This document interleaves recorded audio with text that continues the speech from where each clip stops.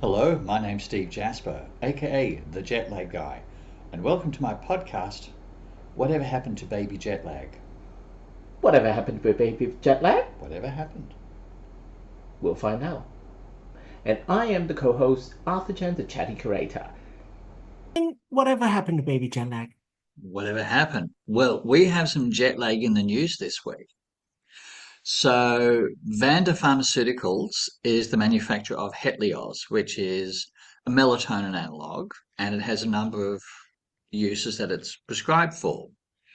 It's also used for jet lag, and that's what we call an off-label use because it doesn't have an approved indication of jet lag, but it's quite useful for jet lag. And Hetlioz can't provide a lot of information about jet lag because they can't promote it. So they're actually suing the American Food and Drug Administration. So FDA, they're responsible for monitoring food and drugs in the United States. So they're suing them to be able to promote more information with Hetlioz and jet lag. So that could be worth quite a lot of money. The fact that they're suing the FDA demonstrates, yes, that is quite a lot of money. So as you might imagine, I'm following it quite closely and we'll see what happens with that. But my background is pharmaceuticals, and to see pharmaceuticals and jet lag intersect like that is a bit exciting for me. It's actually a very interesting thing because even like something publishing something on the website, it would be considered promotional and marketing in a way, that technical term in a way. It's a whole labyrinth. I've worked with the Australian equivalent, and the industry tends to be self-regulating for the most part. So we have the Therapeutic Goods Administration, the TGA. So in Mm. Australia, it's a different body for drugs versus food. So if there's a food problem and don't tell the TGA about it, they don't want to know. You go to um, consumer organisations, but the TGA and Medicines Australia tends to hold the line in terms of what you can and can't say. And it's quite common for drug companies to take each other to Medicines Australia and, hey, you shouldn't have said that. So I have been involved. I've actually, one time, I flew to Canberra for the day with a dossier full of folders to take to Wow. Medicines Australia to provide for our case. I had a colleague who said to me, "What are you doing Thursday?" And I said, "Oh, nothing particular." He said, "Right, you're flying to Canberra." And so I went to work, and then I flew to Canberra for the day. Um, and I had lived in Canberra, so I knew my way around. Got a taxi to Medicines Australia, dropped off. And while I was in the air, they were ringing saying, "Hey, where's your guy?" That he's on his way. One of the few times I had to check in luggage because I could not carry a whole dossier full of papers Oh, on board. It was yeah. just way too heavy, way It's past the 7 kilogram limit. yeah. Um, and then went out to Medicines Australia. Then had the afternoon off. I went to the Museum for the Moving Image and watched Peter Burner. Well, you know Great what? fun. That's a win-win situation. You got I some thought so. information. Yeah, you got some information for an important case, and then on top of that, you got a nice afternoon in Canberra where I did. have a nice little relaxing time. We That's can it. all use that. I think so. And then Oh, back to work the next day. well, there you go. There you go. And well, speaking of that, we should talk about your the other podcast that you have. The other podcast, yes. Now I'm doing a series of interviews with experts. Hmm. So I'm plugging my series of interviews with experts. And I have Marie-Pierre St-Onge, who has a PhD in nutrition, and it's all about circadian rhythm cooking. So I'm Okay. looking forward to getting that cookbook in my hot little hands. And it's about eating according to your circadian rhythm and being inefficient. So, if you heard the saying, breakfast like a king, lunch like a prince, dine like a pauper, Hmm. she's very much subscribing to that. So, I've just Had a nice big breakfast. Yeah, good, good, good, good. I well, And I well, yeah. So we just had a long weekend, and I ate a little bit too much one evening, and I couldn't sleep well. I think it's no, like because my body, I guess, I your mean, body I'm does not not an want to expert. digest at that time of night. No, I know. So I was like, oh gosh, I slept relatively badly that night, and I was like, Mm, no.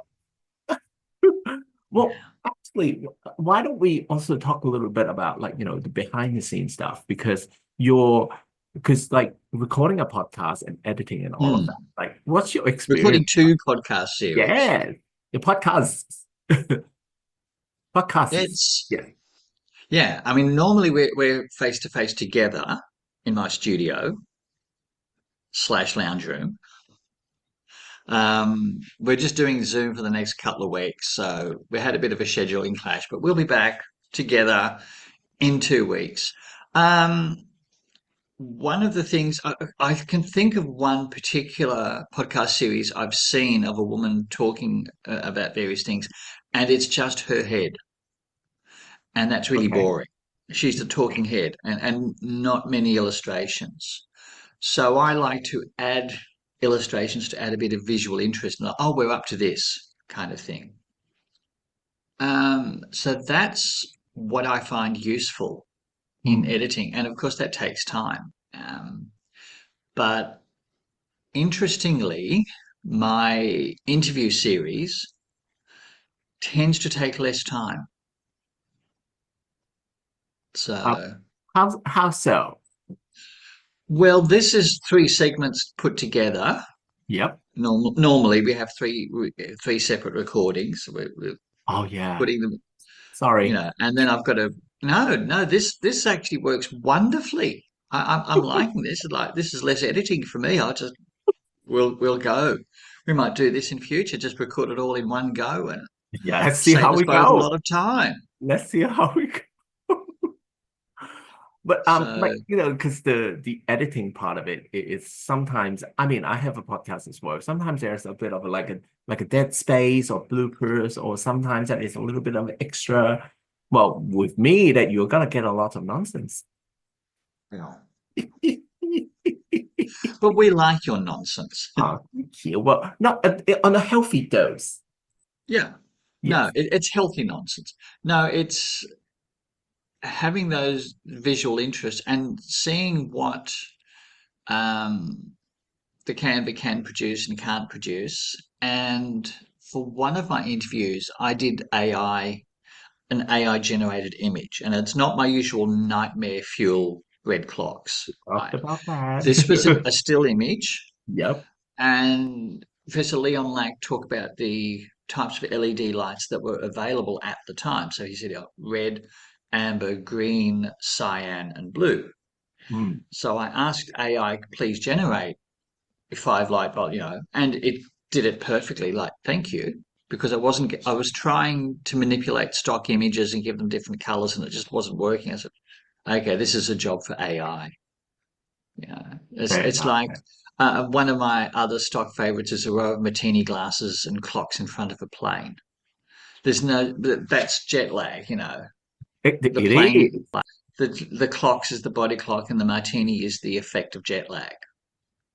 Well, I think it's a great thing that, especially the past 5 years, that people are embracing different things like Zoom, uh, just kind Yeah, of recording from a home base, yeah. and AI and all of those things. Because sometimes that, like, even I would say that, like the 2010s, that everyone's expecting like a podcast that is from a beautiful setup studio and everything, but then I, I imagine how much money that would cost. I remember doing a video conference about 2006, 2007, Oh, 2007. But it was a okay. big deal. We were doing it with Yeah. Bangkok, and they were all sitting together with a camera in front of them, and we were all sitting together with the camera in front of us. It wasn't, us at laptops. It was, we'd go into the conference room and Conference the room. camera and the screen, and it was a big deal. Yeah. Conference room, So, conference room. That was, yeah. So we all, huddled together in this conference room, talking to people huddled together in Bangkok. Wow. So, and it was a big deal. It Yeah. was, Well, so I now I do have some news, a little oh, teaser. go on, go on. There's another book coming. Do tell. So this is a how-to for business travelers. So it incorporates jet lag, but all the other things, delegating and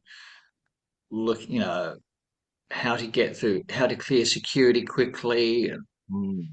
you know, how to be at your peak when you travel. Oh, So that that's would be your that's so I've third got book. three books so far. Yes. I've got my first book, End Jet Lag. Then I've got the children's book and the children's colouring book. I might do another children's book and colouring book down the track, but let's see how we go. Oh gosh, we And got and I just want to say, I write them. There is no AI slot. Okay, AI does not write my material. well, given that it's such a is a new niche ecosystem that you're building, I'm not sure there's enough data for them to scrape off to come up with stuff. Or they might come up with absolute nonsense, Mm. because there is a lot of nonsense written. So, uh, Oh God. Well, if for people who doesn't want to experience the nonsense, but also want to work with you about the jet lag and just get to know the science of it and also get to know how it can help them, where and how come they to my can find website. you. Yeah. Come to my website, www.jetlagguide.com.au, and there's my email and phone are on the screen as well. And So if you're watching this on YouTube, please make sure to subscribe or tag like a and friend subscribe. in. Yes, exactly. Yeah, That's the social media person supposed to say, honey. I mean, it's like, like and subscribe, like share it and with subscribe. friends. Exactly. And then we can all Yeah, end that like in a healthy way. yeah, Yeah. that's it. So I'll be working on the new book. So I'd Exciting. like it released by the end of the financial year. Wait, it's almost May now. I know. It is It's May, wow. Wow. isn't it? Almost May. Almost May. Yeah. Yeah, the Yeah. 30th. Yeah. Please. Well, I mean, in that case, I better leave you to it. Leave me to my writing.